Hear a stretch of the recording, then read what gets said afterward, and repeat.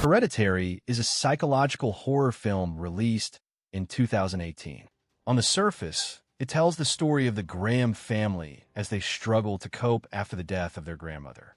But this isn't just another haunted house story. Every strange event, every unsettling moment, and every heartbreaking loss is connected to a mystery that's been hidden for years. As the family searches for answers, they unknowingly step deeper into a terrifying plan that has been unfolding long before the movie even begins. To understand how everything fits together, we have to start where the nightmare truly begins, with the death of Ellen Lee. The movie opens with the funeral of Ellen Lee, Annie Graham's mother. To everyone there, it's simply the funeral of an elderly woman. But Annie's words tell us something isn't right.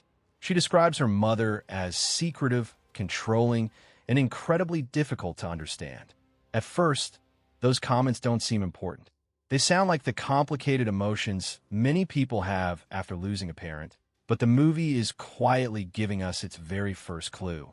As the funeral ends, we notice a few strangers watching from a distance. They don't act like grieving friends or relatives, and the film never explains who they are. That mystery is left hanging on purpose. What Annie doesn't know is that her mother's death isn't the end of the story. It's the beginning of a plan that has been years in the making. The revelation is that the Graham family isn't just suffering from inherited mental illness or grief. They are victims of a demonic conspiracy orchestrated by their own matriarch. The film revolves around the cult of Paimon, one of the 8 kings of hell. The grandmother, Ellen Lee, was the leader, queen, of a cult dedicated to resurrecting Paimon. The demon requires a male host to fully manifest. Ellen previously attempted to use her own son, Charles, as a vessel, but he committed suicide, claiming in his note that his mother was trying to put people inside him. She then set her sights on her grandson, Peter. Because Annie, her daughter, kept Peter away from Ellen during his early childhood, Ellen grew obsessed with Annie's second child, Charlie. The grandmother essentially raised Charlie, grooming her body to act as a temporary host for Paimon's spirit. When Charlie is tragically decapitated in a car accident, the demon spirit is unleashed and attaches itself to Peter, slowly driving him insane and isolating him until his body is fully claimed. Although Charlie's accident wasn't ordinary. On the surface, Charlie's death just appears accidental. Peter, her older brother, drives her to a party. Charlie has an allergic reaction after eating cake containing nuts, and Peter rushes her to the hospital. When Charlie struggles to breathe, Peter speeds away, and Charlie sticks her head out of the window for air. Peter swerves to avoid an animal on the road, and Charlie's head hits a telephone pole, killing her instantly. So the points are, Charlie was fed nuts at the party deliberately to provoke a severe allergic reaction. The telephone pole was pre-marked with Paimon's sigil, and the cult placed a dead animal in the road to force Peter to swerve. Once Charlie died, the cult set their sights on destabilizing Peter's mental state. Joan, the friendly woman Annie meets at grief support, is a high-ranking cult member.